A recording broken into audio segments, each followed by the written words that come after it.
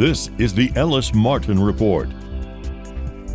Today, Ellis will be visiting with Devin Nunes. Mr. Nunes is the CEO of Truth Social and the Trump Media and Technology Group. The company trades on the NASDAQ as DJT. Mr. Nunes is a former United States Congressman from California. During his time in Congress, he was the chairman of the House Intelligence Committee and a member of the Ways and Means Committee. According to Truth Social's website, Truth Social is America's big tent social media platform that encourages an open, free, and honest global conversation without discriminating on the basis of political ideology.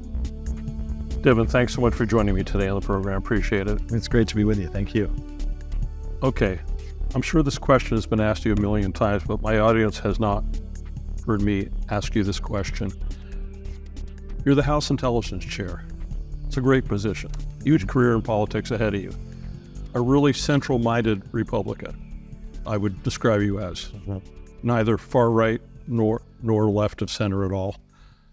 Why did you leave that and join the Trump Organization and Truth Social? You know, it was pretty simple. It's sad that we had to get to this point in this country, but I tell people all the time, and you've heard it today, that Trump didn't need a company and I didn't need a job. But we were completely being banned from having any access to social media. I mean, Trump was kicked off every platform. I was one of the first to be shadow banned myself. And so I just realized that it was becoming very frustrating. Even though I was in these high level positions, I spent, all of my time trying to fight this communications war with both hands tied behind my back. Because it's hard to win the war of ideas if you have no way to communicate it. And so, we went out and everything has been difficult, but we've been rewarded because we stuck with this company we wanted to go get financing. We wanted to become a publicly traded company. We wanted to have an avenue for people, retail shareholders, to invest with us, to help build out, a whole ecosystem so people can't be canceled. And I think we've now done something that's never been done. I mean, we have, 621,000 retail investors. It's amazing. We've got True Social that we've built for, pennies on the dollar compared to what these other companies have built. And it not only does it work, but it's easy to use, and it'll just keep getting better. The other thing that we have is streaming. Then I know we'll probably get into some of this, but the streaming capability that we're building for people that are going to cut the cord, I think is also going to be right up there with what we've done with True Social. So it's, it's exciting times. And, you asked me kind of a, broad question there, but I left because, we were just in a position in this country that people were being canceled left and right. And the only thing you could do about it is go build your own. So in this respect, you were never really a career politician, or if you were, you've changed your mind, because I'm guessing here, I'm speculating that for the use of time, we're only given so many years in a life. You felt that you could be of better use doing what you're doing now than continuing to fight with people that would keep you from living out perhaps your life's dream. Yeah, I mean, it was really hard for me to Ways and Means. I was going to be the Ways and Means chairman, which is one of the most important committees. I had been the House Intelligence Committee chairman. I had a lot of policy issues that I wanted to work on. But I thought, we're never going to win any of these battles because the country's basically getting split in two. Red states are becoming redder. Bluer, living in California, you've seen what's happened there. And if you shut off our ability for people to communicate, you're going to make it harder on those people that maybe don't know, right? So we're developing this infrastructure, this architecture, an entire company that's going to build this whole ecosystem out over the next few years. And there's never quite been something like this before. You wrote a book called Countdown to Socialism. Yeah. Is this a way to counter that almost inevitability? Yeah, it's funny you mentioned that. It was a small book, and it was really before the 2020 election. And this is, you asked how I got into this position, is because I kind of predicted that this cancellation was going to happen. Now, I already knew it because it was happening to me. It had not yet happened to President Trump. And then, look, they just started banning so many people. I wrote that book in July of 2020. And then they started banning people before the election, and right after the election, they banned a lot of people. And then, of course, you had the ultimate, which was not only did they take President Trump off every platform, they also took down Parlor, which was kind of a Twitter alternative.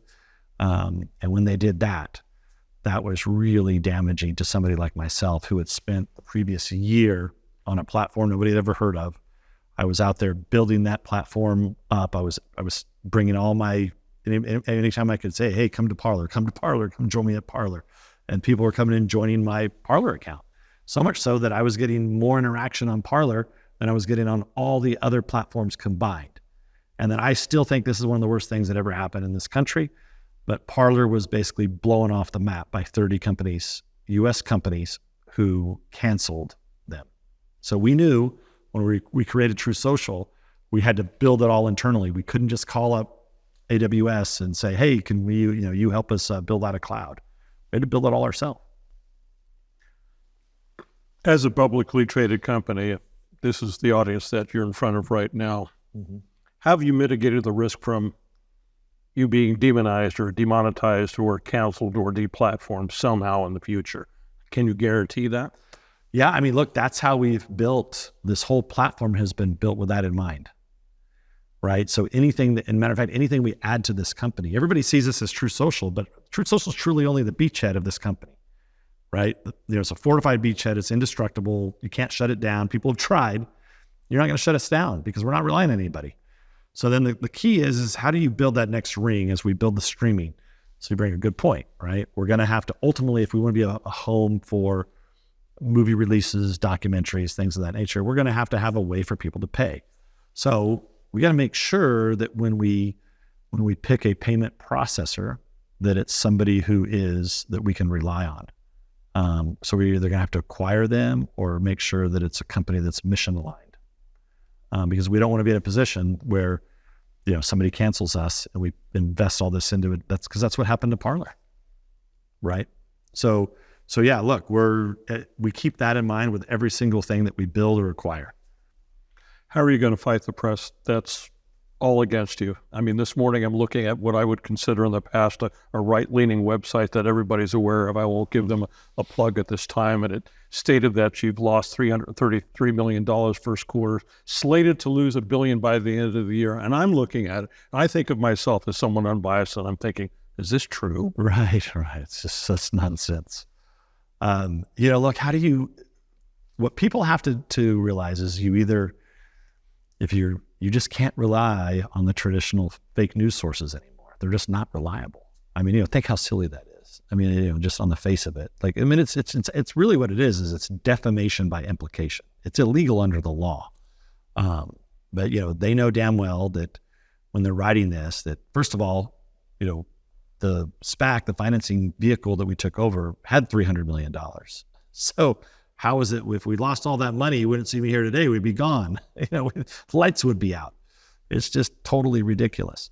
It's so out there, it's not believable, right? I mean, that's the challenge that we have with, there's the real world and what's actually happening, and then there's this fake world that's been created around us by these, what have really become just propaganda arms of the left. And so you have to figure out, and that's why, when you talk about, I left Congress to go build this so that anybody that's on Truth Social knows what actually is happening. Why? Because you would have read our press release. And our press release is pretty clear. It's very simple. Matter of fact, I thought we did pretty well, being that we had a lot of expenses in the first quarter as it dealt with the closing costs. So I look at, what did we spend cash? $12 million. About half of that was expenses, closing cost expenses for the deal, because we've only been a company for 45 days, publicly traded company. We have over $200 million in the bank. And we just confirmed that through our new auditor, through our financials. So we've got plenty of cash in the bank. We got a very slow burn rate. And why people throw make-believe numbers is beyond me. I think they know what they're doing. They're trying to damage our company. How are you going to garner brand advertisers, which you'll need? Unless you don't think we do. Yeah, I don't think we want to. I think there's a multi-pronged approach. You saw Chris Ruddy from Newsmax, who was here. I mean, he's doing a really good job on that fight. This is, I think and look, I'm new into this world, right? Into kind of the marketing, advertising, right? I was, had a lot of experience in political advertising. But I think it's a whole fraudulent market there. I mean, and I don't know because, we're just getting into it now, right? We're just developing our advertising. We don't have any of the brand advertisers that are advertising with us. But then I think to myself, how are these, as now a publicly traded company with responsibilities to my shareholders, I think to myself, how is it that these other publicly traded companies are refusing to advertise where you have half of America at? So they're only spending money with what people that they believe in, but they have a responsibility to their shareholders. And so I don't know. I think there's been an opportunity that I think that Chris Ruddy at Newsmax sees, that maybe Fox News, never wanted to take on the fight because they've had the same problem. Anybody that's center-right has had the same issue dealing, where the brand advertisers refuse for political reasons to advertise with them. Well, now that I'm sitting in the chair of being a public company CEO, wait a second.